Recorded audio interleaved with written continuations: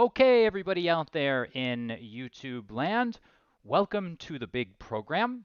I'm your host, Matt Yancek, and welcome to Roleplayer with 1,000 Faces. So I am the founder and head game master here at the multinational conglomerate.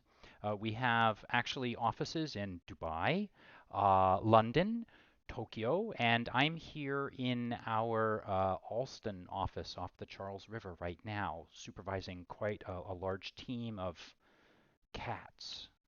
But that's just me. But anyway, thank you so much for coming tonight. I am so happy because, as some of you know who have been watching my channel, I've been basically missing for the last few months. Don't worry, I'm everything's fine. But I was moving. I was moving from one side of the Charles in Cambridge to the other side of the Charles here in Boston, so I can like look across and see my old, much better apartment over there. But tonight, I'm back, and I'm pretty excited about our guest. But before we kind of get to that, I want to tease a few things that we have coming up later on in the month. I'm pretty excited because the channel is kind of jumping again, and I can't wait to get to some of the stuff we have. Coming up on actually it's May 23rd. Monday, May 23rd, we have another episode of Roleplayer with 1,000 Faces. We're going to have Bruce Branisi on the program. He is one of the artists that worked on the Numenera books, and I'm pretty excited. He just got a gig, he just announced it, working to do the cover to Spelljammer. You know, Spelljammer, the thing that everybody's been yelling and screaming about and looking for. Anyone that likes 5e has been yelling about and screaming for, and you know, getting excited about. So he'll be on the program to talk a little bit about his work, his influences, and RPGs. After that, that very same week, it's a very special week, and I'm not sure if everybody knows this, but a few days afterward, at the stroke of midnight on May 25th, it will be the 45th anniversary of Star Wars. And I'm very excited. And I had planned to do a Star Wars D6 game using a West End game system for that night, but I checked the calendar, I checked my age, and I realized I had to work the next morning. I had to teach, and I couldn't do that. And so what we've done is we have scheduled a D6 game for that Friday, May 27th. It's a 45th anniversary role-playing adventure. I'm going to be running it, and I'm pretty excited to announce that the science fiction author Walter John Williams will actually be our guest player on the program. He's a good friend of the channel. He takes pity on me. He sort of reaches down from on high and he like pulls me up. So I'm pretty excited, particularly because he's actually written an adventure in the Star Wars EU. So he'll be on the program. So be sure to like and subscribe and subscribe so that the bell rings. I think someone comes to your home and they ring a bell right before I go live, and I think when that happens or maybe they send a message to you. I think they send a letter or something to you that reminds you that that's there. So please be sure to subscribe. But enough of my tomfoolery. We have a very important guest on tonight's program. So tonight we all came to see the one, the only Seth Skorkowsky. So I have been watching Seth's YouTube channel for many years now, and as a lot of you know, I kind of say this a lot on the program. I often say that I don't invite popular people, I invite interesting people. But I'm happy to report that Seth Skorkowsky is probably one of the few guests I've had on the channel that actually meets the Venn diagram there for popularity and for interest. So I'm super excited. I've gleaned endless tips from his channel. He's an award-winning host of his cleverly titled Seth Skorkowsky channel. You might want to write that down. And he's also, by the way, a very talented author. He's written at least, I think he's going to kill me, 5, 6 books, maybe more. He's written short stories, and I have been following him, as I said, for quite a few years. Tonight, we hope to glean as many secrets from this mysterious man as we can. So without further ado, I know you're all bored by this, and I hope you haven't like tuned out already, and I hope my mom doesn't send me a text message saying I'm taking too long with this intro. Let's get to Seth Skorkowsky. Seth, thank you so Hi. much. Thank you so much for coming on the Oh, program not a problem. Thank you for tonight. having me. Yeah, it's great to see you. I have been, like I said, I've been watching your channel for a long time. And I kind of didn't say this in the intro, but I wanted to say it to you like to your face. So I've been teaching for like 20 years now, and one of the things that irks me about a lot of YouTube channels is the fact that there are a lot of people that know how to game master. They maybe know how to write a good story, they know how to tell a good adventure, but they don't always know how to dispense information in a way that I find to be useful and maybe actionable. And I found your videos very much, your tips and tricks, to be very, very actionable, very well produced. And the 20-year teacher in me just wanted to tell you that. That's, Well, thank that's you. all. I mean, a lot of it was uh, trial by fire and learning in the field. I pretty much consider anything I did in the first year, like, don't watch that. Don't, You don't didn't look at that. you didn't go back and scrub anything off your channel, did you? Or I have scrubbed a couple. Most of them, I actually like took it down as I put up a completely new one. The audio video quality of my early stuff was just god awful, and yeah, I started without even knowing how to edit, and I was using like a little Canon point and click with the onboard audio. So it was the worst video, worst audio, unedited. So have those like and kind of as I did it more, I learned a lot from comments, sometimes really angry ones. the Um, angry ones are uh, particularly useful. Um, some are, Some. a few are not. About actually this Friday, I'm releasing a new one that is revisiting an old topic that is actually my first list video, and I took this list video and it was my most popular video I've ever done, like by far. Um, and the problem was I didn't introduce concepts. I just kind of walked in with the assumption that my audience understood just certain concepts that it took me years to understand. Hmm. And but for some reason, I just assumed that because I knew it, everybody did. So I was like, okay, now that we're all on the same page. Um, so I completely failed on that one. And a lot of the stuff that I talked about really required a lot of context to even understand it. Otherwise, I just looked like the biggest jerk in the world, at least according to the large amounts of hate mail I got. And so it was like the 5 worst characters that good players make. So I've actually done all 4 of them on much larger videos now, where I'm like, okay, we're going to talk about this, and kind of through, I'll say like, okay, now let's talk about a potential problem. And this is the 5th one where I talk about theme games, and I go through talking about theme games for about 20 minutes and say, okay, now we're going to talk about what happens when your whole group is on board with a theme game, like we're all going to play pirates or whatnot, and then you get that one player that just refuses to join in the theme. Mm. And but before, I just went straight to there and I didn't explain theme games, Mm. and nobody knew what a theme game was.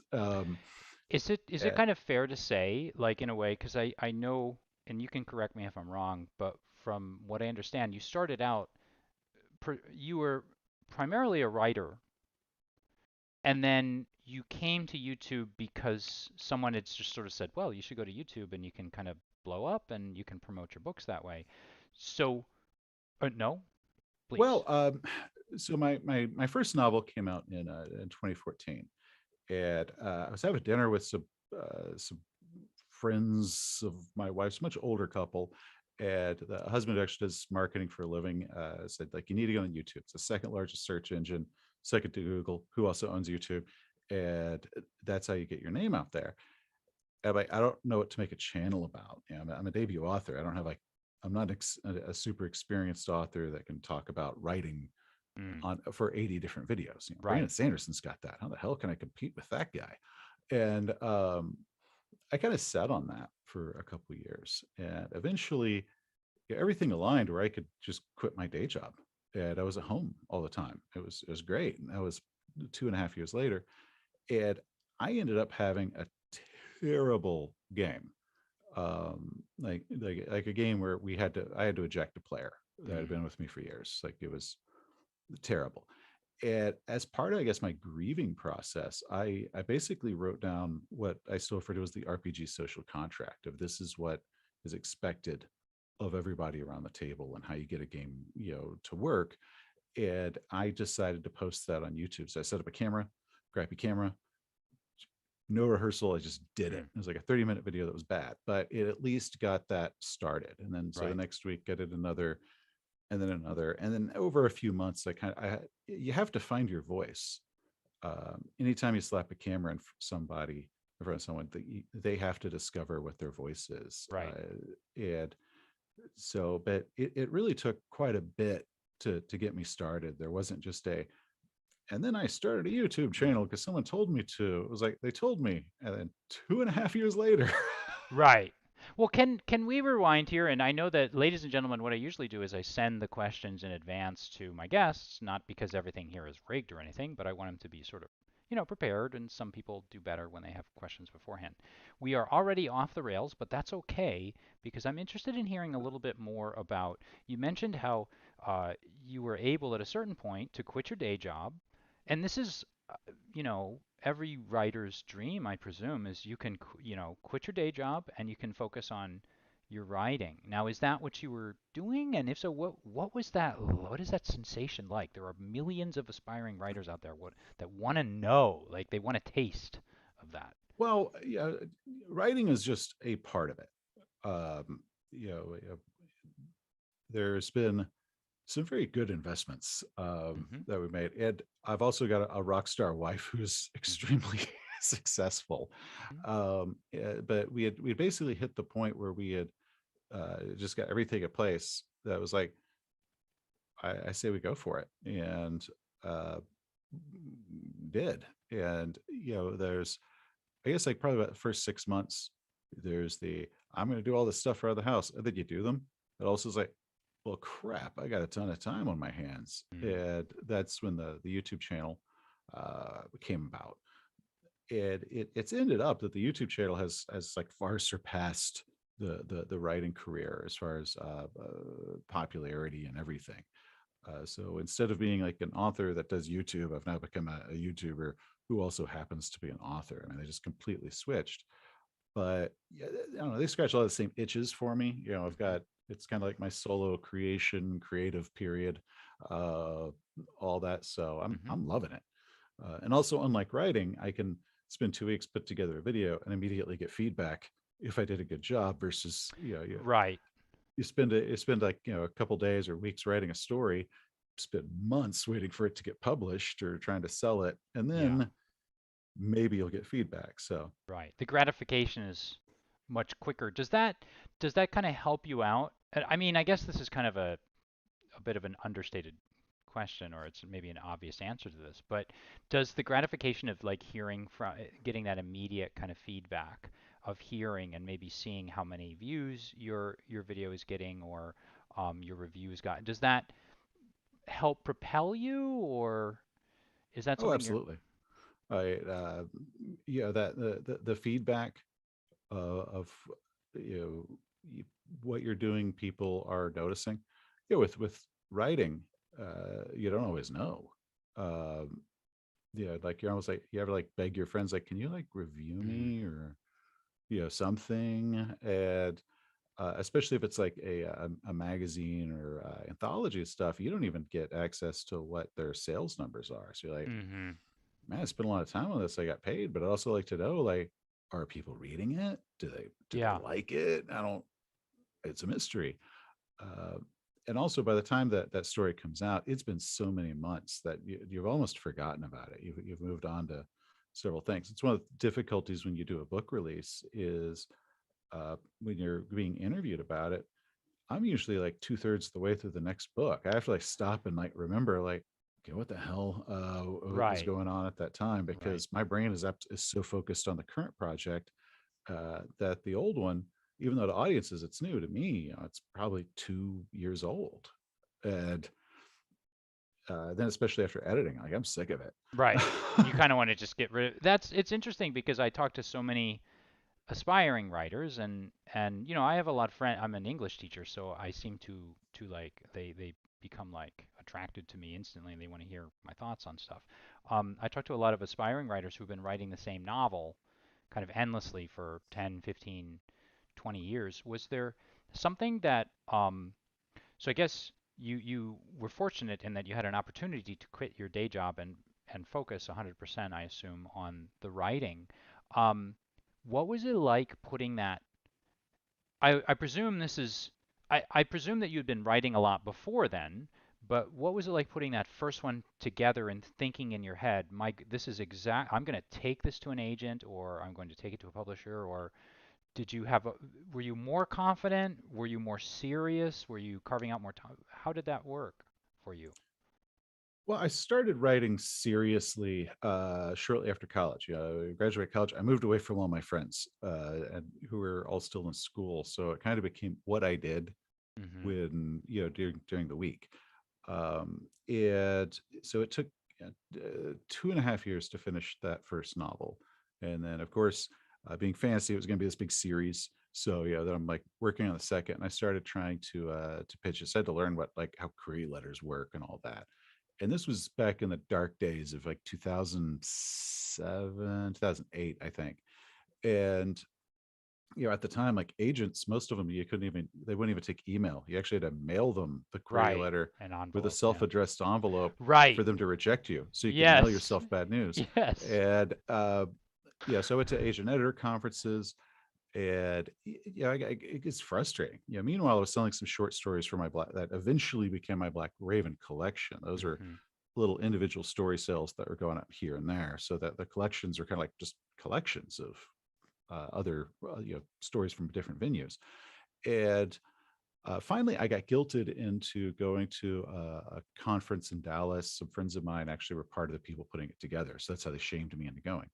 And I did the writers' workshop there, and it was hosted by a gentleman named Lou Anders, and um, uh, he had just won the Hugo Award for best editing. So Mm. like the Nothing to month sneeze before. at. Wow. And so we were basically locked in a room with Lou for 3 days. It was like 20 of us, and we all went through each other's stuff. So you get to hear his feedback on every single person's stuff, but we actually had all spent weeks before reading it all, so you could apply everything. Right. And I showed him the manuscript. I was about 75% done with the sequel. And basically he was like, okay, this book taught you how to write, but it's unsellable crap, so put it in a drawer. And so many authors, you hear about the book in a drawer, and you're always like, Mm. I won't be that guy. Well, I left that with like, okay, I'm that guy. Yeah. And I had a concept for a book about kind of a monster hunter with this Hmm. revolver and Sounds uh, familiar. a lot of stuff for years. But it was like once of this, my other series, Empire Deceit's done. And so I left that conference with like, okay, I'm throwing it in a drawer, and I started Dämoren the next week. And my wife thought I'd be devastated, and I came back just Right. excited because I heard what I needed to hear. And so that was, I guess, in 2011. So that took about a year and a half to write, and then 9 months to get a editor to buy it, and then a few months later when it came out. So then it released in 2014. So I mean, it's really long process from I am going to write this book now that I know how to write, um, to actually getting to hold it in your hand. So it's a very long, lonely, frustrating process with lots of rejections. Can I ask you a question about the writer's workshop? And you can feel free to sort of not answer this, but so as an English teacher, I'm often looking at my students, and what I'm trying to do is encourage them to work, encourage them to write. I'm trying to give them very positive feedback. Um, but I find that at a certain point, I feel like a good writer kind of knows they're a good writer, and they may not have the discipline to edit and understand what they need to take out and what they need to move, but they can kind of like look at other people's writing and they sort of recognize maybe Well, let's put it this way. They can listen to people's critiques of their writing and they can kind of tell, that's not quite right. But actually, this person was being honest with me and this other person was just sort of giving me fluff.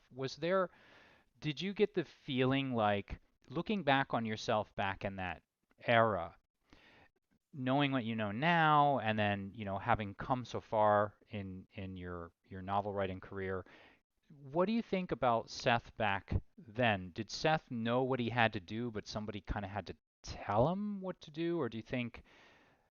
Well, so Seth back then had no idea of the technical aspects of writing. There is an incredible amount. Any sort of art has a massive technical quality, and I think a lot of people forget that we could celebrate Michelangelo as a absolute brilliant artist, but let's just stop from a technical side and just Mm, jaw drop at the physical ability to do what he did, let alone the artistic of the vision. mm, So there is a massive technical quality that is involved that I'd never learned it. I didn't know it when I was in school. A lot of those terms, they never stuck in my head, like passive voice yeah, or any of that. Uh, and I could read a story and enjoy it, but whenever I took classes on like analyzing it, and they would throw out all these terms, they always just bounced right off my head. I couldn't understand it. So I had to learn it all the hard way.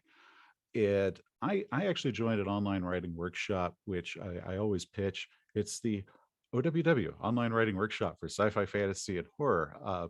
Wonderful, wonderful group. And how that works is you post like a chapter or a short story at a time. But in order to do that, you have to review for other people. right. And it is through learning how to review people critically that I actually learned the most. Mm, Because also when you get certain critiques and there's that weird arrogance that comes with it of like, you don't know what you're talking about because I'm a genius. And later on, I'm reviewing somebody else, and I'm like, this really doesn't work. This feels clunky. And all of a sudden, I find myself using the exact same phrasing that somebody had just used on me. And it was like, you look back your own work, you're like, oh. And so it actually required learning how to review other people right. as a reviewer, not as a fan, because that's a Mm, different type of, mm, of of analysis where you're doing very technical. Like, this is how I think we should restructure this paragraph or this sentence, and try to get it all in without being clunky or long or whatnot. That all of a sudden I was able to understand what people were telling me. I was able to like listen to feedback and say like, I like that point. How when people could say there's a problem, they tell you what it is. It's like, okay, you're right, there is a problem, but you're wrong about what it is, and that's actually a really hard one to figure out. Is to know uh, they can tell you something's wrong, right. but they're like they'll name that. It's like, nope, but that is horribly Right. wrong, and I wouldn't have known it if you hadn't told me. But I still had to go back and analyze it. When I was starting off, I also at that part where I took everyone's advice, even, and then it started conflicting. People say like, oh, this is great, other people say this is crap, and all the different ways of changing it. So it's like, okay, you have to actually learn how to receive feedback and really analyze what is best in your story and all that. So that's a really long process, but I think the best tool is learning how to actually be a reviewer, Yeah. uh, because that kind of opens up that part of your brain. And so through that, it sounds like you were maybe able to sort of take those instruments and then sort of self-reflect on the things that you were saying to others and how they could be applied to your own work, and then maybe sort of adopting some of those things. That's interesting actually to me. I think that that's a real truism that I often see in my students, like when I'm watching them kind of mature as writers, and as communicators. Had you, ha- so even to rewind even farther now, had you always wanted to become an author? Had you always been sort of aiming towards that, or were you looking to do something uh, else? I wanted to be an author. uh, Man, yeah, I was like at grade school, like second, third grade, up until high school. I really wanted to be a writer. I read. well above my level and all of that. But when I entered high school, uh, I ended up joining the debate team. My dad pushed me into joining the debate team at public speaking, and I had a lot of people kind of come back and talk about like you've got a really good speaking voice and all this. You should go into broadcasting, and I believed him. And so the writing thing literally just got back burnered Mm, mm, for that, and then teenage years kick in. I discovered girls in punk rock. Everything's a little distracted a little bit more, mm. and then I graduate college with a radio, TV, film degree. And the first thing I do is I start writing because I was working in the finance industry, and so then my writing happens, and I make a YouTube channel. I get to use my radio, TV, film degree. So thus the circle of life. Right. But how do you feel though? What's interesting to me though, so you say you have the degree in radio, film, and TV. How has that shaped you as, say, a writer and as a storyteller, as a game master? How do you think that those things, because you say and maybe dismiss those 4 years and say, oh, da, da, da, da. But I have a fun, as someone that actually went to school for film too, and crossing my fingers that that money Dad put into it paid off. How do you feel that it shaped? Do you feel it shaped you or helped you in your writing, your game mastering, or even in life? So the things that ended up being the most helpful ended up being the things that at the time were the blow-offs. I think it was my right before my final semester.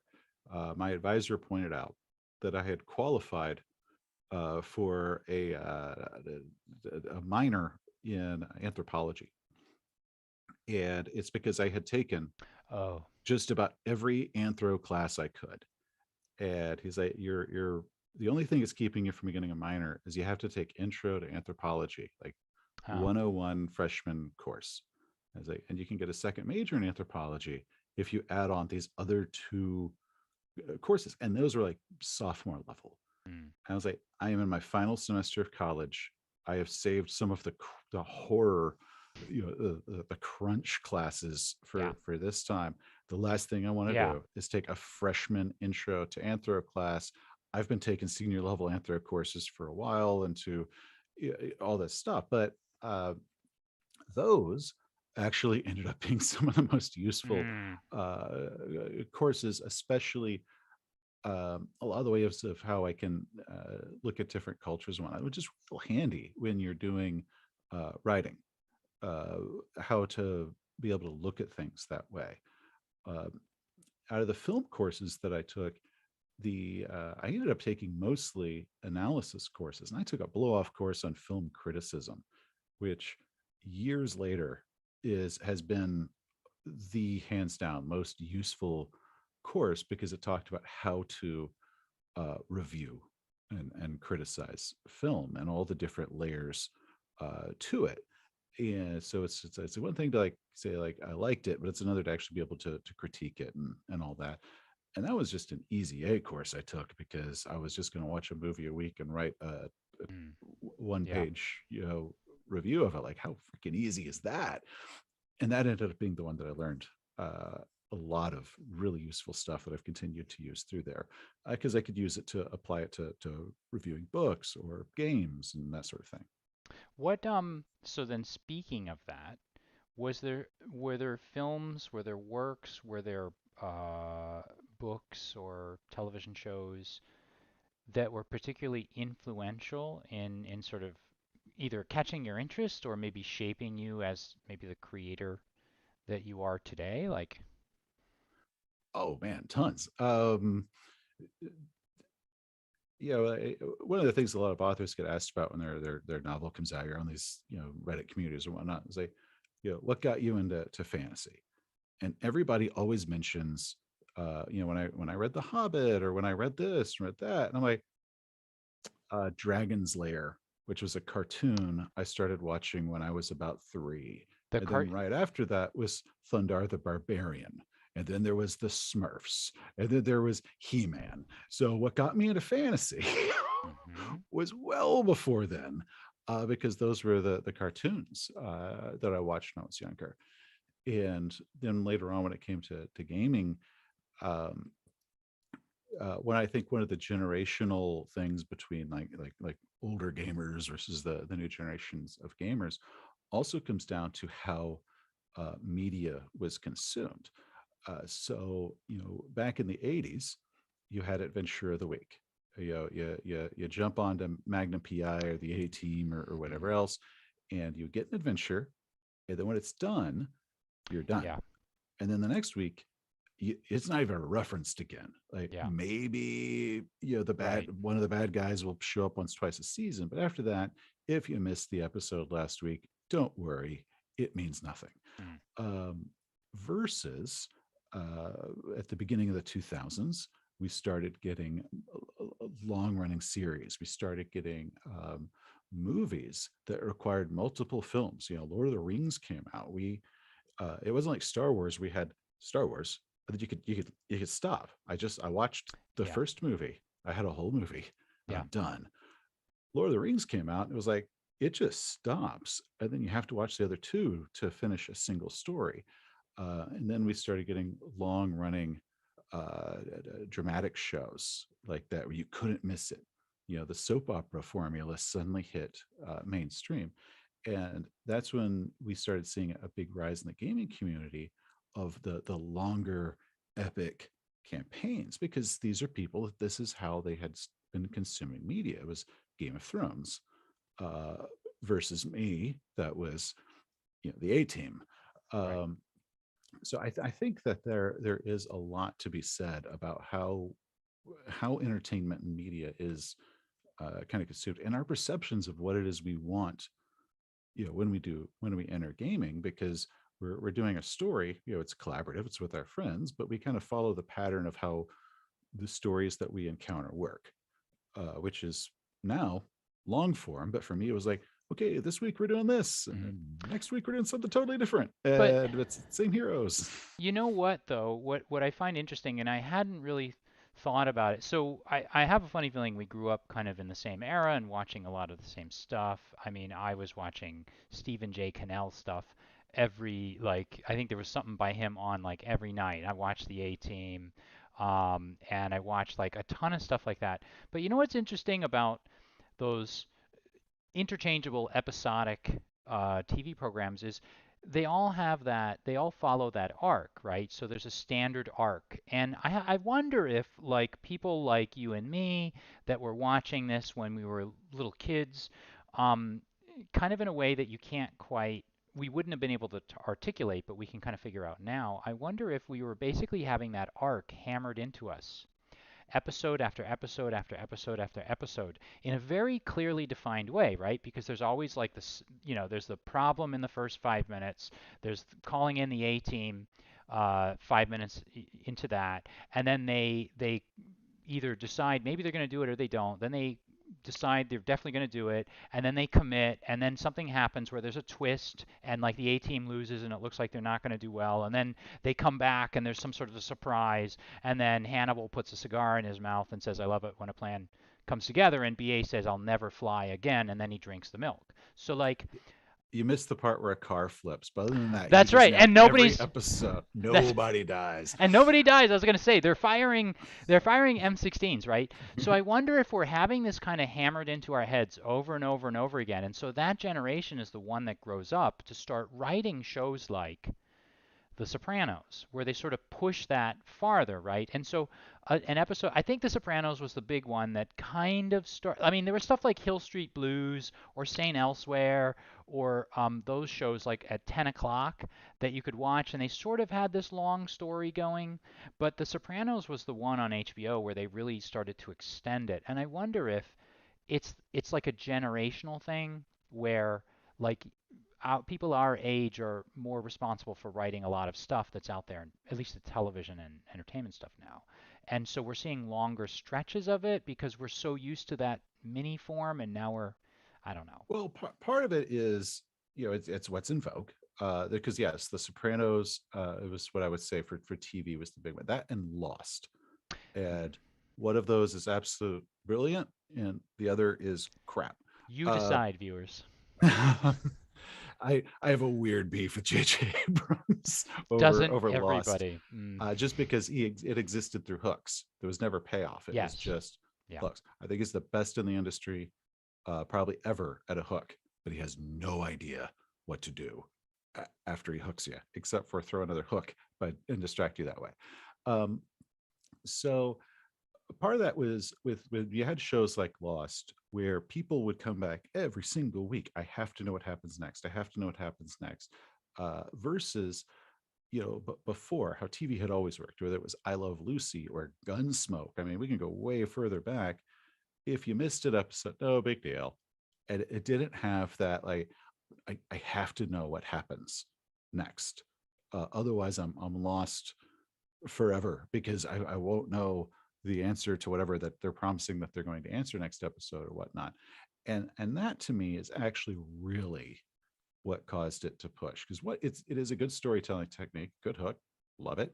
Uh, but from the point of view of the studios and whatnot, we're keeping our audience captive. They have to know what happens next, and that's Mm, it's wonderful. Now, another thing you mentioned about the pacing of basically the 3 act narrative or all there's all the different formulas over how you can break down the process of a story. I think that streaming has lost that art form in a lot of ways. yeah. Um, when you look at a lot of Netflix shows and whatnot, the season, if you were just Yeah. literally spice it together as one thing, follows Yeah. the actual 3 act structure. Yeah. The problem is it's always you have to get 2 episodes in before it hooks you. I'm like, okay, so an episode is an hour. I have to be 2 hours in before it hooks me.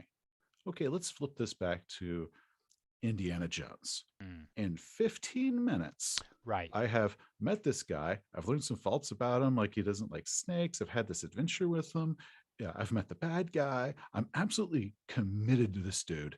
I love him. Yeah. And at the exact halfway point in Indiana Jones and the Raiders of the Lost Ark is what's called in storytelling the point of no return.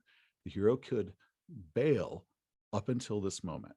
Um, and that actually should be the halfway point in the story. Uh, that one is they say, Indy, we hit stone and like lightning crashes. He just found the well of souls. He's committed. Right. Um, and that's 1 hour in. But okay, now let's look at that one show that was 10 episodes on Netflix or 8 episodes on Netflix, but they make you watch 2 hours before you even get to what we had in Indiana Jones, the end of the first 15 minutes. So I think that art form has kind of been lost of people are trying to apply that structure over a long Mm, time frame when they really need to make it very, very forward heavy. They need to hook you immediately, yeah. like how a movie does, and then we can draw out the other acts and actually have it rolling where we do have multiple points of no return and different things. But I don't think they do. So that's actually one of my big beefs that I've had with a lot of the newer media that's coming out is I think they have to learn a new way of structuring stories to accommodate a completely new type of way of telling stories. Yeah. I see one of the things that I look for when I watch stuff like that, and it depends because sometimes you can't, for me, I can't always explain what it is that grabs me, and it takes me time to process it.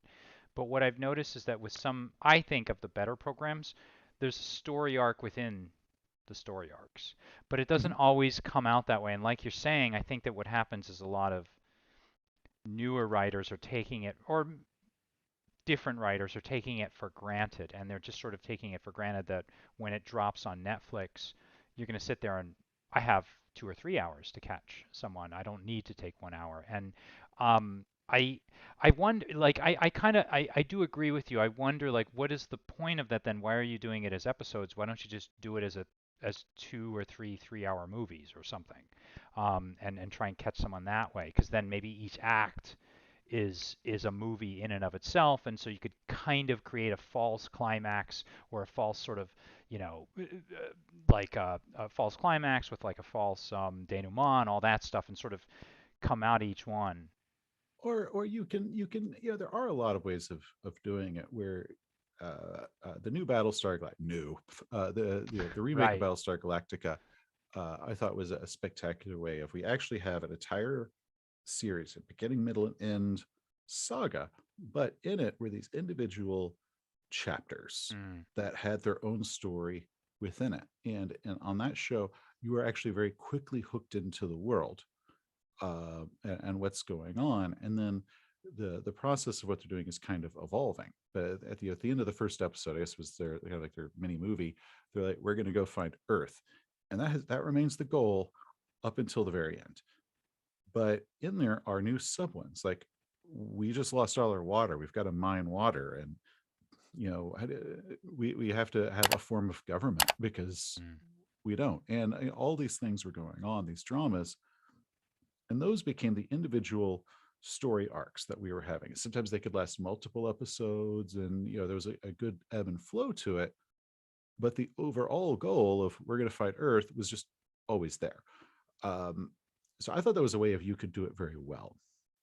And I also think with a lot of the longer running shows, you've got multiple writing teams. Sometimes they change whoever's writing for it. Yes, There's certain true. shows you kind of get a feeling like, okay, they got new writers for season three. The momentum Uh, shifts suddenly in a slightly, like, even if they're trying to mimic prior seasons, you, or at least continue, you can kind of see the trajectory of the story, or of the adventure, or the plot, the narrative shifting. Um I so do you think, like, as I'm listening to you now, I sort of get this feeling like, I mean, obviously, I think, of course, you are an author, but as I talk to you, I get a stronger feeling that you're a communicator, and that you're not just, say, writing words on a page, but you're also talking about pacing visually. And I see you as, what kind of a GM are you? I shouldn't say DM. A GM are you? And how does that sort of factor into, like, when you started game mastering, you were how old, and what were you thinking of? And then as you kind of progressed and grew as a game master, what kind of a game master have you grown into? when I first started, I think it was yes, 13, maybe 14, but it was probably 13. And at the time we were like dungeon crawlers. We were playing AD&D, so it was a lot of just go kill it, take its items, kick the bad guys butt, and uh, adventure, adventure, adventure, become more powerful. And we were happy, we had fun. And when I was in uh, college, we started getting more uh, slightly complicated plots, and we introduced the idea of like overall arcs and different things like that. We started trying to do mysteries. We started trying to do different themes. Slowly started discovering that D&D couldn't do everything. Um, House ruled it to death trying to force it. Finally got frustrated and looked at another system. Was like, oh, hey, I should have maybe looked into other systems 10 years ago. Damn.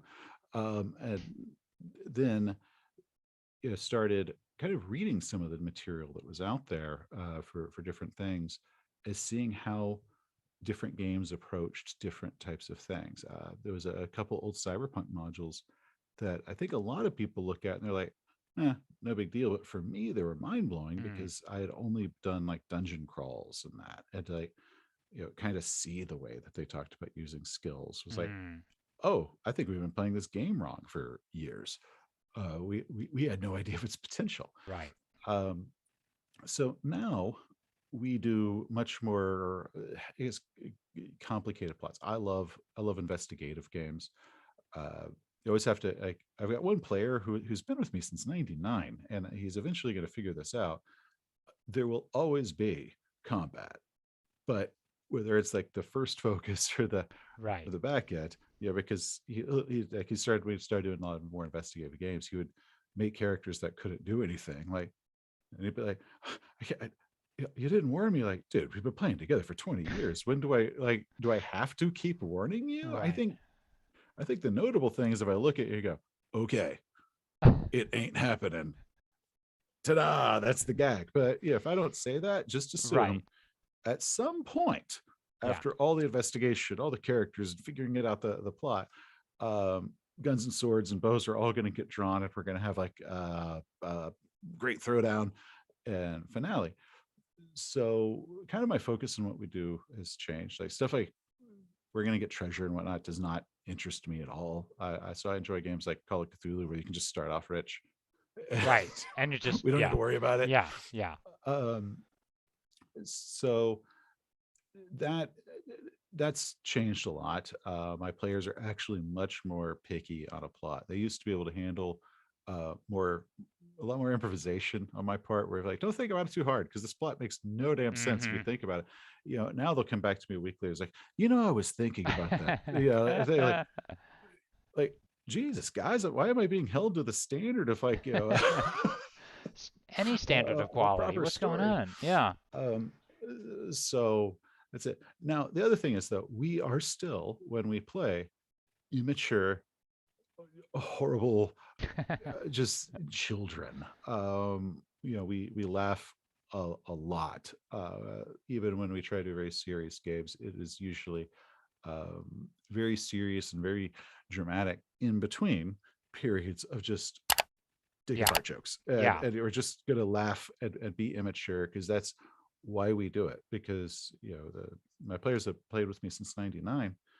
Well, that was over half our lives ago. We've known each other since we were 19, 20 years old, and this is we're back to being 19, 20-year-old people in my tiny 300 square foot apartment with 7 people around a table that is Right. probably like this big. Are you um are you really playing with the same people that you played with for the last 20 years? Not Is all it of them. basically the same group? Some of them moved away Mm. and all that, but out of my current group, which is 4 to 5 depending on who you ask, uh 2 of them have been with me nonstop that entire time. I married one of them, so she can't get away as quickly. And then another played with us at that time, uh, left, came back, left again, and recently came back. I guess last year. And then right now, I guess our new guy. I think he started with us in 2008. Um, when we've had a few kind of cycle through. Uh, our millennial we had for a while, but then he moved off to Colorado to further his career. And then once we started meeting in person again, it was like, well, okay, man, Mm. see ya. The pandemic, because we went online, kind of prolonged us getting to play with them. Yeah. But Yeah. um, so when he left, I got to look at my buddy George, who's been with us 2008. It's like, okay, dude, you're back to being the new guy. 'Cause you've technically played with me more times, Right. but I've now got 3 people that when in January of '99, I had actually put little ads up around campus of like Oh, lonely wow. dungeon master seeks Yeah. companions to spend long evenings with, long romantic like Yes. strolls up passageways, sort of thing. Like I did like a full personal ad, and out of that original group, I still play with 3 of those people. No So kidding. Wow. That's I actually I'm kind of in awe of that. Like I have moved around quite a bit since my high school days, but what actually got me back, I'm playing with the friends that I played with in high school now, actually. And the only reason that sort of came about was because of the pandemic and the ease of use of Zoom. And I got to say, like, I wonder how I got along not doing it for like the 20 years between when I last saw them or gamed with them and the 2 years ago that we restarted. Um, what is it? Obviously, you have been doing this for a very long time, and I've been doing this for a very long time, and I kind of know what some of the things are that I like about GMing. But what do you like? What is fun for you, or what do you enjoy, or what's kept you running games for several decades now? um one of the things my wife's always telling me is that I'm a natural storyteller. She's like, yeah, like you could tell somebody the story about you going to the grocery store and people will find it fascinating. You have an ability to do that. So I do have um, the, the enjoyment of performing and entertaining. So that is just a big part of me. That's part of my identity. That's just something that I enjoy. I also enjoy um, like giving surprises Mm. and it's certain things that you get through GMing. I also enjoy like painting their miniatures and Mm. giving those sort of things for like so they were kind of revealing some sort of elaborate thing that I had worked on. I also like knowing the twist before it happens and Right. getting to watch their faces Yeah. at stuff. So I've also learned that whenever I play, it it honestly drives me insane to not know what's on the other side of the door because I've spent so many years. I've always known what was on the other side of the door. I'm waiting for him to open it, and all of a sudden, when I'm thrust in a situation where I don't know, it is like way out of my experience. All of a Yeah. sudden, like, oh my god, this is the stress you guys always deal with. But I enjoy the the the whole process of game mastering. So even when I do get a chance to play somebody's running games and all that, it doesn't take away my need to still run. And for me, it is a need. I need to do this. It does just I enjoy it. Mm. So which is great because my players like playing. Occasionally, but they could be cool if they ran me. But But you uh, would, all things being equal, you would prefer running the game. if I had to choose, this is the only one you can do for the rest of your life. It would definitely be running. How do you ever get out to play with? Well, no, I'm at okay. Seth, have you looked at your life? You see what you're doing? You're interviewing with people like me. I mean, this seriously, has this don't you just have been an something intervention? better to Is this do? Seth, let me bring in your wife, your psychiatrist, and your chiropractor. We all need to talk. You've been sitting in that chair talking to people on Zoom for far too long now. Well, I was going to say let me rewind and change the setup here. I have I typically game with mostly the same people. So I got used to a sort of style of game, a sort of style of player. And in recent years, starting the channel and going to cons and things like that, and really kind of becoming a more extroverted introvert, I have been playing with other players. And I was shocked to discover that there are many different playing styles out there, and some of which I don't really like, some of which I do, and they really showed and taught me a lot. Um, when do you run games for people outside your circle, like say at conventions, and if or just do you sometimes invite totally brand new people over to play? What is that like if you do? okay? I actually never played in a convention as even a player Oh, until TotalCon, right before the pandemic hit. That was the very first time I ever joined in a convention game no or way, yeah ladies, that it, and I did ladies Gen and Con before that, but I my schedule never worked out. I was always on a panel, and I didn't get to play a single game at Gen Con. So at TotalCon, I finally got to play in a game. can I, ladies and gentlemen, I would just like to preface this in the interest of full disclosure. Seth and I, well, we know each other briefly at TotalCon many years ago. We we we bumped into each other. I made an ass out of myself. He did his best to make me feel okay as a human being, and then we both moved on in our separate ways. So I bumped into Seth. He actually gave a really thoughtful, very nice talk. I believe it was on it was on what we were talking about earlier. It was on structure and building stories and things like that. And feeling sorry for me and thinking and trying to distract me, he gave me a chicken claw, and then quickly said, "Look over there," and I did. And then when I turned, he was gone. So this TotalCon convention, which was like, it was just like a month or two before the pandemic kind of Mhm. became known. That was your first time playing or being involved in a convention game. Oh yeah. How Uh, what was that like? so convention games to me are very different than what I do. Um, because with the convention scenario, you are going to take a group of strangers. Many of them might not have ever played this system before, and in 4 to 6 hour time slot, depending on what it is, you're going to introduce them to the game, get the players, and have an entire adventure. And they're usually about 4 hour slots. Very rarely do you have the 6 hours. Um, that is a very different style than what I do. Um, so I'm actually usually very impressed, because that is a skill set that I don't have. Man. I do 8 hour games with a bunch of old friends, and half the time I'm like, focus up, guys. Yeah, because we'll get into talking and all of that.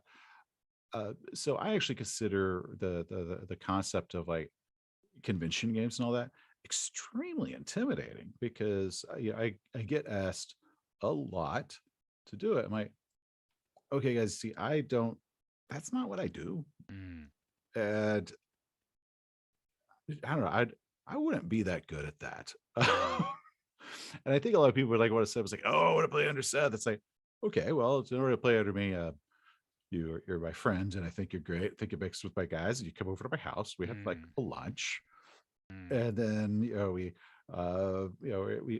do the whole bond thing, versus how a convention game operates. So I've enjoyed playing. I've played a couple more. I've actually joined several online groups, How We Roll podcast. We've actually been doing a campaign with them. We're on our third adventure with these characters, and I love playing with all those guys. And so I do play with other people, Mm. but as far as doing the convention games and all that, now I'll play in them, but I also understand where my limitations are. Of Mm. um, I think the last one at Chaosium Con, we had one guy was running us through a Wild West Cthulhu game, and when I would kind of sit and I kind of go, okay, let's me switch, let me see what I would do on the screen. I was like, well, this guy's a badass. Mm. Well, what's really interesting though is that I feel like I kind of feel what you're saying. To be honest, I feel like convention games are such I feel like they're more of a production and a show, and I have to be I'm a wrangler a lot of times is what I felt. And there are sometimes when they click and they go really well, and then there are sometimes when I just feel like I'm misfiring through the entire game, and I'm like, what's wrong? I guess I'm like, this is what happens to comedians when they go to different cities or something. Like, there's some stuff works really well in New York, but then you go up to Boston and you can't make a Red Sox joke without people like throwing stuff at you. Like, Well, so much of what it takes for a successful game is kind of the the alignment of the stars. Yeah, I'm a firm believer in the fact that a GM is only as good as their table. Uh, so lots of people say oh, this is the greatest GM, is greatest GM. Is the GM is really only as good as their players, because if the players show up to be expecting to be entertained with yeah, some celebrity game master, yeah, are they literally just gonna sit there like an audience member, that GM's gonna flounder, right, because it's come on, guys, we do a back and forth bit. yeah, This is actually yes, how it works. And yes. we're basically playing kind of an excited game of hot potato. But if you want me to stand in front of you and juggle, uh that's not what it is. So there's also got the fear man, you don't know who's gonna be at your table, and they're not gonna see each other again, this is great for jerks. um so What do no, you not my. What do you think? So if it's not your forte or not your cup of tea necessarily, what what is it? What kind of a G? I guess we're kind of coming full circle here then. Like what kind of a GM are you? What do you do at the table with the people that you've been playing with? Why have they been coming back to you for like decades now? Like what's that Seth Skorkowsky magic? What do you do to keep the game rolling like that? Bribes. There we go. One, if you're at my table, I consider you like my friend, and I think that we're gonna have a good mesh. It might not be a close friend, but we will be. because basically the people at my table end up becoming my closest circle of friends. Because especially as you get older, it becomes a lot harder to like just see people because life happens. Yeah. However, we do have this regularly scheduled thing where we come together and we hang out and enjoy each other's company. Um, I also offer an escape. That's also part of the reason we're never going to stream our games. This is this is our safe zone. We're just going to close the door and pretend there is nothing in the world outside this room as we play our little imagination fun time stories. So we're not concerned about how our mics are set up Mm. or like, oh, we have to keep talking because we can't have dead air or any of that, or like we're going to do something stupid and I don't have to hear from randos criticizing how I play. Just close the door. This is our day to be a bunch of dumbasses. Um, and we will stop in the middle of the game if somebody's like, "Oh yeah, that reminds me. Let me tell you what's going on with my kid." And so we end up sharing a lot of very personal stuff with each other. So that is also the other thing that I offer is this is our time Yeah. to be a bunch of friends Yeah. that get to escape. So then, what would it take to get you to stream a game? Is there, if like setting technology issues aside, like let's say that all of the stuff that you want would magically happen, and we had talked about this. I think it was before the show when we were saying you get all the PAs like running around. They're like, "Yes, Mr. Skorkowski, would you like your coffee now and your jelly beans? Only the red ones." Like if you got all of that stuff kind of worked out, would there be a situation where you might think about streaming, or are you just like, nah, not for me? It does not appeal to me in any way. I enjoy playing them, Hmm. but as far as the I feel that a lot of the people that would kind of ask like I want to see you GM, a lot of it is to like, let's see how good you really are, and I don't want Right. to deal with that. Yeah, right. Right. Like in all honesty, kind of my big philosophy on it is, what I'll do at chill is like, this is stuff that works for me. Yes. I also have people that I could say I've played with for decades. So clearly Yeah. You're doing it, something. it works for me Yeah. and these people as long-term stuff. As other thing hilarious, but I talk about a long-term game, people are like, oh, like 5 months. I'm like, 5 months. Like Yeah. um, but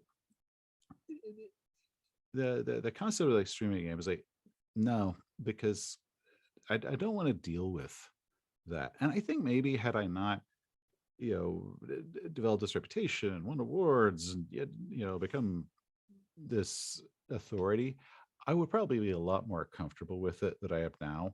because I think that in that situation people would watch you because they enjoy you. And but they're like, okay, don't watch his first few episodes, they're figuring out how to do it, but by the time they get to season 3, they're Yeah. these guys really had it down. Versus if I was to do it now, I would have thousands of people that come in like, okay, we're going to watch you and hold you up to this Right. weird This test. golden Like, standard. Yeah. I don't want to deal with that. Yeah. Yeah. Does not remotely interest me. It's one of those things because I've had people like really ask, like, I get more anxiety thinking about that.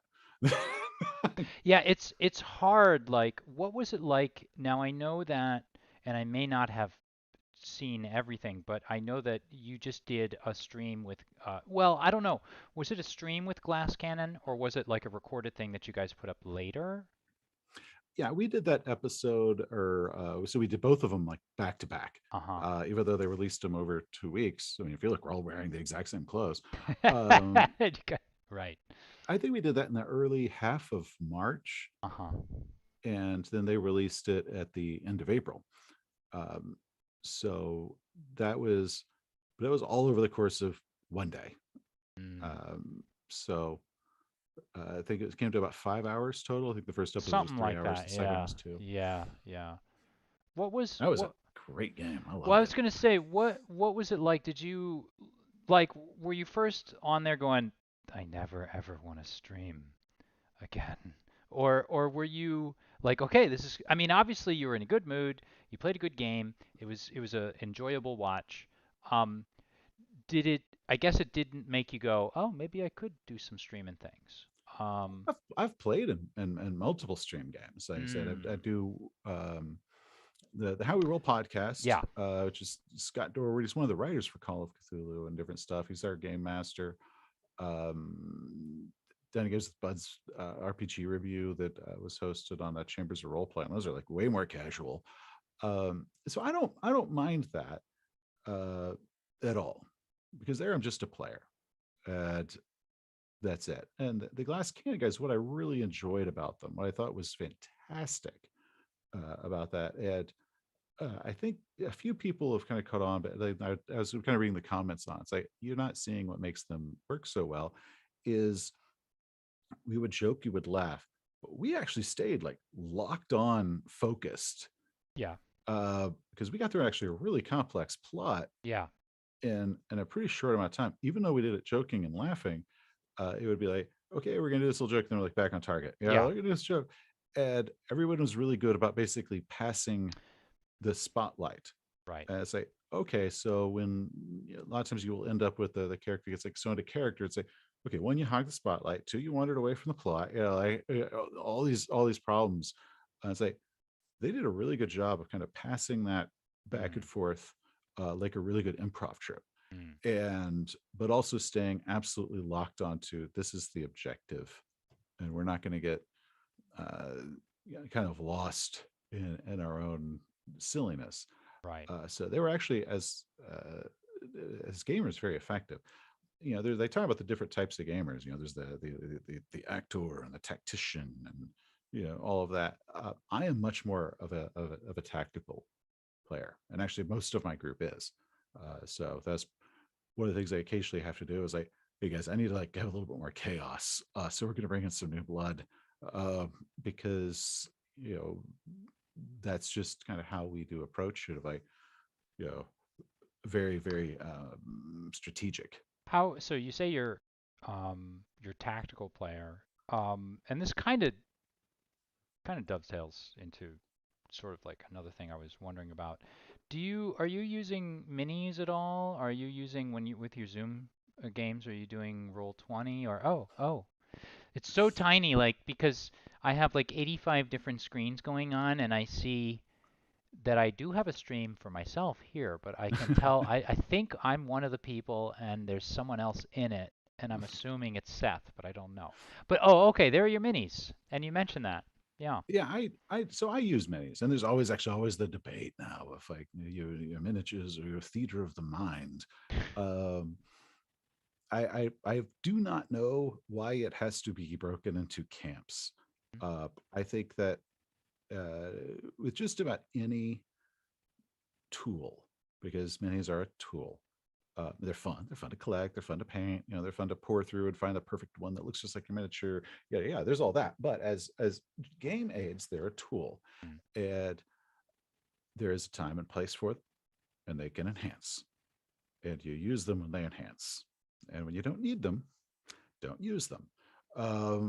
So people are like, if the kind of pictures I'll say you miss miniatures. Like, so actually, every scene you draw it out exactly where all the miniatures are, and you do all that. Like, no, what? Ain't nobody got time for that. We'll theater the mind until we don't need to, and then it's like, okay, I think it'll actually be a lot better if we draw this out and we can all visualize it, and we're all on the exact same page as to layouts and where people are and how many bad guys are on Roger there, and all of those aspects where miniatures are super duper valuable, and we don't all have to suddenly have like take 10% of our brain power out Yeah. to now hold a map in our head that may Yeah. or may not be the map that everybody else has in their head as far as Yeah. what things look like, um, or keep track of how many bad guys are on the board, and and all this stuff. Like, let's just put it on the freaking table Yeah. and keep going. So yes, I'm a miniatures guy, but it's not like everything Yeah. is miniatures. We're Yeah. pulling out tape measures and getting distances and line of sight lasers, or No, I think that whatever nonsense people believe. yeah, I think that makes a lot of sense. That's one thing I kind of miss about my games, because like I was saying before, I've been playing pretty predominantly online. And I think I've had one in-person game in the last couple of years, and maybe 4 or 5 in the last 3 or 4. It's been kind of painful in that respect, and I really agree with you. Like I I know people that are like every single thing has to be plotted out, and I'm like, what are you talking about? This is a narrative scene. What are we doing? And they're like, no, no, no, no. This is where the dragon. You have to know, he's on a pedestal and he's up here. And I'm like, well, okay. If you're GMing, then I'll allow it, but I'm not going to do that for you. So, but I kind of miss that, and I made the attempt to use um, what's it called Roll20 and all the minis and things like that. Have you used any of that? Because for me, it was a disaster. I Um, don't know how it was if you've used it at all. yeah, so out of like all the virtual tabletop platforms, we used Roll20. Reason I chose Roll20 is one of the online games I did for one of the different groups. That's where I had to make an account, was to play with them. Yeah. So I had an account. So we're now all on Roll20. Because people are like, what do you like about it versus the other? I had an account. Right. Ta-da! Right. That's it. Um, I probably use a much dumber version of Roll20 than I think a lot of people would be used to. Like, I disable the grid. Add. I don't use any of the 3D stuff. I'm like, Yes. I'm not a computer programmer. What I need is a board, Yeah. and that's quite literally all I need. Yeah. So uh, one of the things that I will do with it is I often will pull in, like when we did Cult, and with that game, we're going to like 1950s France, and then at one point we go to 1960s Italy and all that. Is I was pulling up photographs of what certain things looked like. So as I was talking, I was just Mm. kind of throwing them up on the virtual tabletop, like, Mm. okay, you come across these stairs, and they're going up to this massive Catholic church at the top. And let me tell you where it starts getting weird. Mm. Uh, and I was literally just throwing in photographs Yeah. as I talk, which is cool because I can't do that while I'm talking at the table. Where I'm like, like I've got like this big stack of cards as I'm talking. I just get like holding them up like Bob Dylan or something. Um, so we would make our little icons for everybody, which like a little thing, just kind of slide it around, um, and it kind of served the same function as far as how do you know where you are. Like when we are doing Traveler, I'd pull up the ship's plan whenever we're seeing a ship. It's like literally just stick that icon wherever you think you are in the ship. It's like, okay, I'm up with the flight thing and I'm here. It's like, okay, cool. Now we're going to talk about the spiders that are coming through your air vents, and you keep going. So we would use it. I would occasionally try to do that line of sight thing. It's really Yeah. cool. Yeah. It Uh, sounds cool. we'd always have one player who would have a glitch out at that moment and Yeah. all sorts of technical stuff. So I got rid of that. Um, but I mostly just have it as like a tabletop. If Right. my miniatures are essentially just 2D, Yeah. almost coins, and I I had an infinite stack of photos I could just keep throwing out. That's the exact same thing with me. Like I remember the very first time I used Roll20, I knew what, like I went in there and I looked at everything I could do. So I built all these maps, I built all this stuff. I spent about 13 weeks prepping for my game and like a game. And then I started playing and none of it worked, and we focused on using Roll20 as opposed to playing. And as a teacher, I know there's a learning curve, but at that point I was like, and I started doing kind of what you said. I would just use the cameras and the audio, and then I would have a stack of photos, and I would move people from location to location. I'd use the photos for atmosphere or whatever. And at that point, I kind of realized, well, I could just use Zoom and screen share, and it was a little bit easier um, for me. But that was my experience. I have nothing against Roll20. I think it's a great thing. I just think the learning curve, at least for me, is a little bit high. So I think for now, I think there is a bit of an appeal to like I'm gonna tweak it. I'm gonna keep tweaking, and make it where game master might spend a ridiculous amount of time prepping the Roll20 so it's perfect. That you end up kind of losing sight of what the game's going to be. right, the Um, fun of the game. Yeah. and because a lot of those, like, man, if I spent that much time, like if they elected not to go in that room, like, you're opening that door, guys. Just, I didn't I spend 14 hours. Yeah, Line I it up, got line of sight. I got all this stuff set up. You're opening that dang door. So uh, and but if you're also the GM, like I was when I was younger, where it's like, okay, every waking moment between games, like this is literally all I have to do, and this is actually how I mentally prepare is by working all this little stuff. Yeah. Great, have fun, and if you guys can actually get it to work on everybody's screen, because I've always got one person whose internet's acting up that day. If everybody's right, great, have fun because it's When awesome. But when I don't need all that stuff. when you're prepping, then what do you need? Like, so I know that a lot of people will say, "Oh, how do you like? What do you prep? What do you do? How much time?" But what do you do? Like, do you do flow charts? Do you scribble some notes on paper? Do you type some things up? Or I know, like, maybe I should ask if any of you, his Seth's players, are watching right now. Please mute the audio. He's telling how the sausage is made here. Um, and he may just say, I honestly just make it up as I go. What do you do for your prep? Um, well, it depends. If I wrote it, it is very minimalistic, very dense. Um, yeah. When we were doing a lot of D&D dungeon crawls, like it would all be on a page. Mm-hmm. Yeah, I mean, it was like, here's a map of the dungeon with notes written around it, Mm-hmm. like like a crazy wall with little lines leading to different stuff, of my own form of shorthand of abbreviations and madness, and that I just stitched it all together with improvisation. If I'm doing a pre-written scenario, or I'm doing one with a more complex plot than like a dungeon, um, I live off of post-it notes.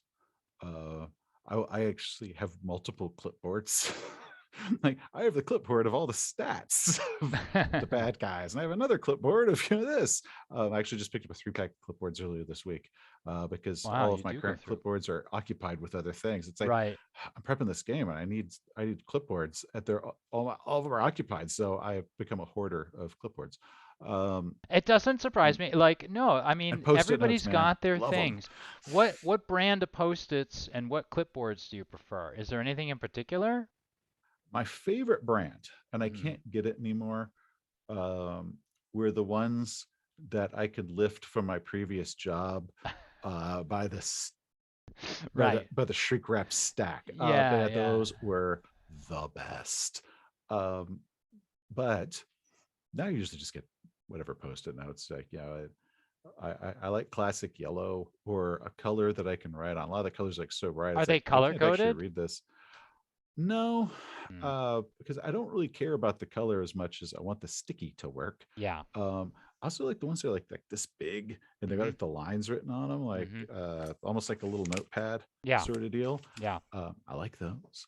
I like the little ones because I can use those as tabs in books. Those are good. Yeah, those are pretty handy. And but I kind of live through just kind of this weird chaos of different notes. But I with modules and whatnot, especially like the Call of Cthulhu modules, where it's like a mystery, and you got to keep all the clues consistent. Don't forget to give them the clue when they go there, otherwise the whole thing is going to fall apart So then because you messed you up. you must Um, have everything kind of plotted out before you're starting your game. Like, how much of the time are you listening to the inspiration of your players and thinking, "Oh, wait, actually that's a better idea. I'm going to steal that and use it." Or how closely do you adhere to your so first ideas? that depends. So my players, we talked about, I don't know if it was before, after, or during, but they have a really kind of like, this plot must make sense, and they'll come back to me later. Mm. Like, I want to make sure. So one of my players, love him dearly. He is like my brother in every way, but he is what a type of player I like to call the conspiracy theorist, who was like, okay, guys, I figured it out.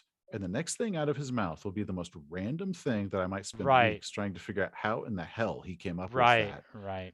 And then his absolute conviction, like, everything points to this, is the most obvious thing. Like, what the hell are you talking about?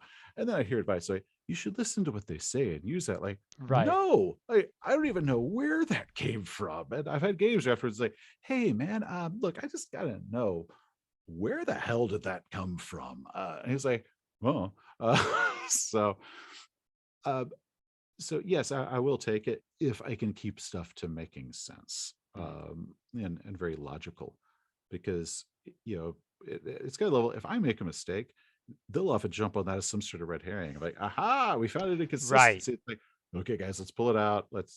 I screwed up. I was supposed to say this, and I said the wrong name. My bad. Like, okay, let's just pull the curtain back. Um, so it depends on the type of story. If I'm doing a dungeon or Mm. something like that, then we're doing like that. Yes, I will. If they like have a better idea what's behind the door, I'll change what's behind the door because that's the type of adventure it is. If we're doing a political intrigue with multiple layers of different types of Mm. motivations behind different people and how this person's getting blackmailed by this because you have this affair that they had with so and so, but they were having an affair with so Mm. and so. No. I have a very kind of elaborate clockwork of how all this works. Right.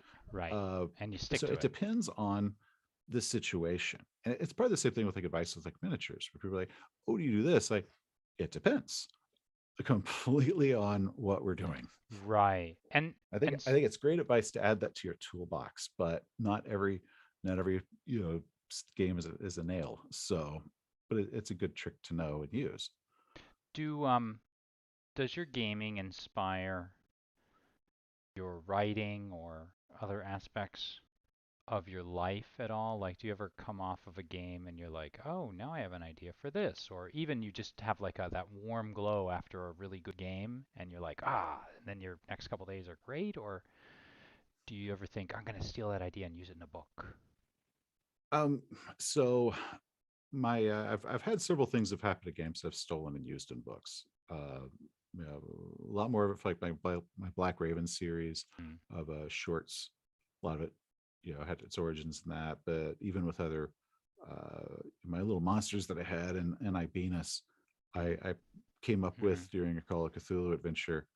They were so damn creepy. Then I'm like, okay, well, I got the response from them. Let me Mm. put this in a book.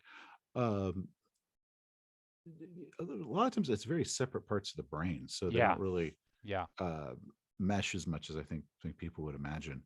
But there's also like in the game, I'm also using a bunch of intellectual property that is not mine. So it's kind of, I don't know, they're very different processes for me. But Mm. I think that my gaming has influenced my writing far more than my writing would influence my gaming, um, just because. So Oh, does that answer the question? I feel like there No, was more to it. Okay. no, no, that's all right. I was just wondering, it's actually something that I feel like it's a little bit of it's like Lucy's football. I'm always asking the writers on my program like, hmm, and I'm sort of looking for I don't know what I'm looking for to be honest, but what you said is actually something that I found it, with a lot of writers. And they've said that they serve different, not in the same words, but essentially they're saying what you're saying. They serve different purposes within the brain, and they're not really, you know, the never the twain shall meet. So it doesn't really surprise me. Um, so then let me ask you, if there's separate parts of the brain, what is it about the creative process of like writing a book versus planning and running a game? How do those both appeal to you? Um, So in writing a book or making a YouTube video, I have absolute total control. I present you with a finished thing. mm, And during the process, there's a lot more technical aspects, and I can go back and mm, I could retcon yeah, and do this. So basically, what I present to the audience is this is what I did, usually alone. yeah, Here it is. Let's see if it flies. With the game, there is your audience is there, and being a game master is more about writing setups of uh, okay, so this is the setup. There has been a murder. And then what happens next? I mm, have no idea yeah, of, I might actually have a timeline of, well, I know what the bad guy's going to do unless they do something. But until then, I don't know what they're going to do. mm, I can't retcon. We're It's kind of Mm. like we're doing live theater all of a sudden. Yeah. So it's a very different process. So I try to make sure that I've got everything organized as far as the setup, but then after that, it is no longer mine. You know, Mm. the moment everybody gets in the room, it is no longer mine at all. Mm. It's this thing, Yeah. come Yeah. good or bad.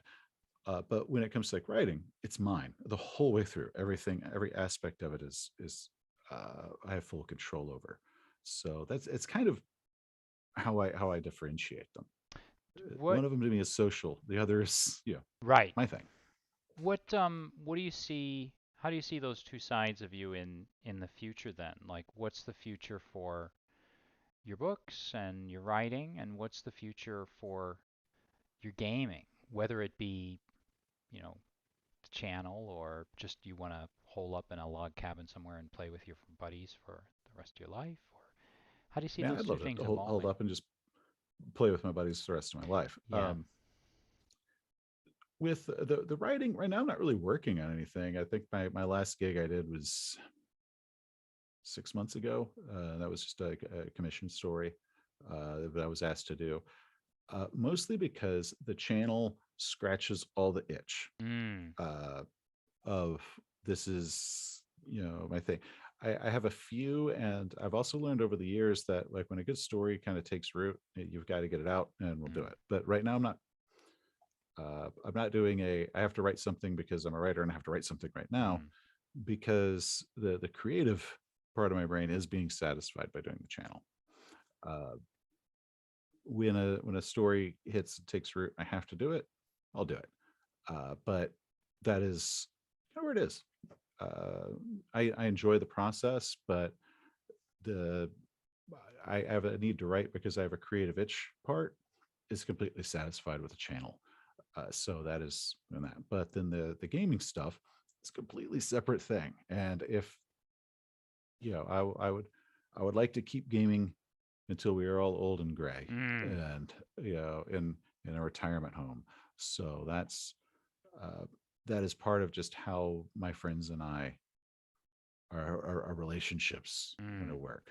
So It's interesting because you had mentioned the idea that you'd gone to school for like film and television um and I find it's interesting now that you're doing YouTube and RPGs and you're also writing and I find that all three of those disciplines when you kind of crunch them all together they're storytelling like in a way and I feel like I mean, I might be wrong in this, but it seems like it would suit you then from what you've sort of told me because you're doing your writing, you're directing, you're acting, you're doing like all of these things kind of combined in one with the channel and with gaming and then the writing on um in the rest of your time. So, um Seth, thank you so much for your time tonight. I had a great discussion. It was great talking to you and this is meeting you. Yeah, and I hope it was therapeutic because, like I said, I have three. I have your chiropractor, your wife, and your psychiatrist here to talk to you. It was great talking to you. Thank you so much. I appreciate you spending your time here on my fledgling little struggling channel, keeping its head above water Hey, in the no, waves. I enjoy this. This was a good talk. So you actually asked a ton of stuff that nobody ever asked about. So Great. I loved it. I'm glad. I'm so happy for that. If you folks out there enjoyed tonight's conversation, please do think about liking and subscribing. If you didn't enjoy it, also think about subscribing anyway. And it's a great thing. Like who knows, maybe you'll like it in the future, or maybe you won't, and you can come and complain to me about it. It's great. So please do think about that, and also maybe give me a share if you can. I think shares help out a lot. And just to sort of remind everybody, we do have a couple things coming up on the channel. So we do have on May 23rd, I'm going to be doing Roleplayer with 1,000 Faces with Bruce Bernese, artist for Numenera. And then coming up on the 27th, that's a Friday, we're going to be running Star Wars with Walter John Williams, and I'm not worried or intimidated about the fact that I'm going to be running a game for a guy that wrote in the Star Wars universe at all. I'm going to be fine. So you should at least show up and, like, laugh at me or make fun of me. So at any rate, once again, Seth, thank you so much. I had a very enjoyable talk with you. I appreciate all of the light that you brought to my otherwise dark, dank corner of YouTube. Well, And no, thank you. Thank you. thank you very much. And to all of you out there tonight, have a great game and stay safe.